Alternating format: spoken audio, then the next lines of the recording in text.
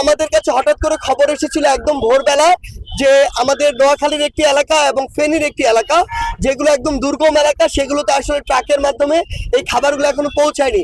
আমরা সাথে সাথে এয়ারফোর্সের সাথে যোগাযোগ করি, তারা তাদের 2টি হেলিকপ্টারের ব্যবস্থা করে, যেগুলোর মাধ্যমে এখান থেকে আমরা 400 জনের ত্রাণ আসলে পাঠিয়েছি এবং আমাদের ফায়ার সার্ভিসের 3টি গাড়ি এসে সেই ত্রাণগুলো এখন এয়ারপোর্টে নিয়ে গিয়েছে।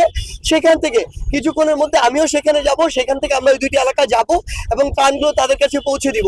আসলে সমস্যা যেটি হয়েছে যে এই যে প্রত্যন্ত এলাকাগুলো রয়েছে, এই এলাকাগুলোতে আসলে রাস্তাগুলোর বন্যার কারণে এমন অবস্থা নেই যে আপনি ট্রাক নিয়ে যাবেন বা বড় কোনো একটি গাড়ি নিয়ে যাবেন, ইভেন মানুষই যেতে পারছে না। সেই জন্য বিভিন্ন জায়গা রয়েছে যে জায়গাগুলোতে ঠিক মতো আসলে ত্রাণ যাচ্ছে না, কিন্তু আমাদের চেষ্টা রয়েছে। আমাদেরকে যদি জানানো হয়, আমাদের সামর্থ্য অনুযায়ী আমরা সর্বোচ্চ চেষ্টা করি।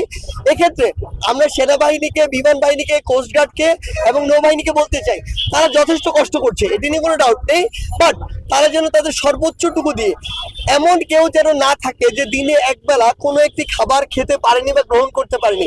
এই খোঁজটুকু তাদেরকে নিতে হবে এবং এই রেসপন্স করার দায়িত্বটুকু তাদেরকে নিতে হবে। আমাদের সব ট্রাকগুলো তো এখান থেকে ফুল হয়ে রাতের বেলা বা ভোরবেলা চলে যায়, তো আমাদের সকালবেলা ইনস্ট্যান্ট 2টি ট্রাকের প্রয়োজন ছিল। সাথে সাথে আমরা যে ফায়ার সার্ভিসের সাথে যোগাযোগ করি, তারা পাঠিয়ে দিয়েছে। এখনো অসংখ্য মানুষ আমাদের ফোন দিয়ে বলছে যদি আমাদের ট্রাক প্রয়োজন হয় তারা আমাদেরকে এখানে পাঠাবে। আরেকটি জিনিস যেটি আমরা বলেছিলাম যে এখানে পুরো ঢাকা শহর থেকে শুরু করে পুরো বাংলাদেশ থেকে অসংখ্য ভাই বোনেরা এসেছেন যারা কষ্ট করছে, ত্রাণগুলো প্যাকেট করছে। তো এই ক্ষেত্রে আমরা তো আসলে এই সিচুয়েশন গুলো 1971 সালের পরে প্রথম ফেস করছি। আমরা এগুলোতে দক্ষ না, এবং অনেক ট্রেন্ড আসলে সংস্থা বা এজেন্সি রয়েছে বা গ্রুপ রয়েছে যারা এই কাজগুলো আমাদের চেয়ে দ্রুততম সময় করতে পারে। আমরা তাদেরকে অনুরোধ করব, তারা যদি 1 দিন হোক 2 দিন হোক স্বেচ্ছার শ্রমের মাধ্যমে দেশের জন্য, দেশের মানুষের জন্য এখানে এসে কাজগুলো করে, আমাদের সহযোগিতা করে, তাহলে কাজগুলো একটু দ্রুত এগোবে।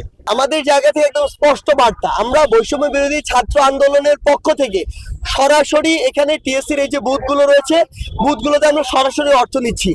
এছাড়া আমাদের বিকাশ, নগদ, রকেট এবং একটি ব্যাংক অ্যাকাউন্ট, এই 4টি অ্যাকাউন্ট আমরা সোশ্যাল মিডিয়াতে আমাদের যে ফেসবুক প্রোফাইলগুলো বা আমাদের যে অফিসিয়াল গ্রুপ সেখান থেকে আমরা পোস্ট করেছি। শুধুমাত্র এই অ্যাকাউন্টগুলো এবং এই অফলাইন বুথটি হচ্ছে আমাদের অফিসিয়াল বুথ। এছাড়া আমরা কোনো সিঙ্গেল একটি গ্রুপও করিনি পুরো বাংলাদেশে যেটিকে আমরা অথরাইজেশন দিয়েছি আমাদের পক্ষ থেকে যে তারা কোনো একটি নির্দিষ্ট জায়গা থেকে টাকা তুলবে, আমরা দেইনি। কেউ যদি আমাদের নাম ভাগিয়ে তোলে তাহলে এটা অবশ্যই অপপ্রচার বা মিথ্যা। কেউ যদি ব্যক্তিগত উদ্যোগে তোলে তাহলে ওটা যদি সে ভালো কাজে ব্যবহার করে আমরা অবশ্যই সাধুবাদ জানাবো, কিন্তু এটা যদি কোনোভাবে অপব্যবহার হয় অবশ্যই এই দায় তাদেরকে নিতে হবে। আমরা শুধু একটু কথা বলতে চাই, জাতির এমন সংকটকালীন সময় কেউ যদি নিজের নীতি, নৈতিকতা, বিবেক এগুলো বিবর্জিত হয়ে ব্যক্তিত্বকে ভুলে গিয়ে এখনো মানুষের কাজে না এসে বরং অসৎ কোনো কাজ করে, তাহলে দিন শেষে আমরা তাদেরকে কোনোদিন মানুষ হিসেবে বিবেচনা করতে পারি না। বরং আমরা আমাদের জায়গা থেকে বিশ্বাস করি এই সংকটকালীন মুহূর্তে আমরা টিএসসি এবং ঢাকা বিশ্ববিদ্যালয়ের যে চিত্র দেখি, সবাই কাঁধে কাঁধ মিলিয়ে নিজের সর্বোচ্চ সামর্থ্য দিয়ে মানুষকে সহযোগিতা করার চেষ্টা করছে। আমরা চাই সবাই এটি করুক। যদি এটি করে তাহলে এই 50 লক্ষ কিংবা 1 কোটি মানুষ যে একটি সাফারিংসে পড়েছে, স্ট্রাগলে পড়েছে, বাকি 17 কোটি মানুষ আমরা একসাথে খুব দ্রুততম সময়ের মধ্যে এটি মোকাবেলা করতে পারবো। প্রত্যেক দিন আমাদের এখানে রাতের বেলা 15 থেকে 20টি ট্রাক যায়। আমরা আশা করছি আজকে এর চেয়েও বেশি যাবে, এবং আমাদের জায়গা থেকে একটি স্পষ্ট বার্তা এটি যে আমরা আমাদের জায়গা থেকে সর্বোচ্চ চেষ্টা করব, তবে প্যাকেজিং এর ক্ষেত্রে আমাদেরকে সবাইকে সহযোগিতা করতে হবে। আর রান্নার বিষয়টা, রান্নার বিষয়টি যেটি বললেন, এটি আসলে প্রত্যেকটি জেলায় আসলে একটি আমরা একটি রান্নার ব্যবস্থা করছি।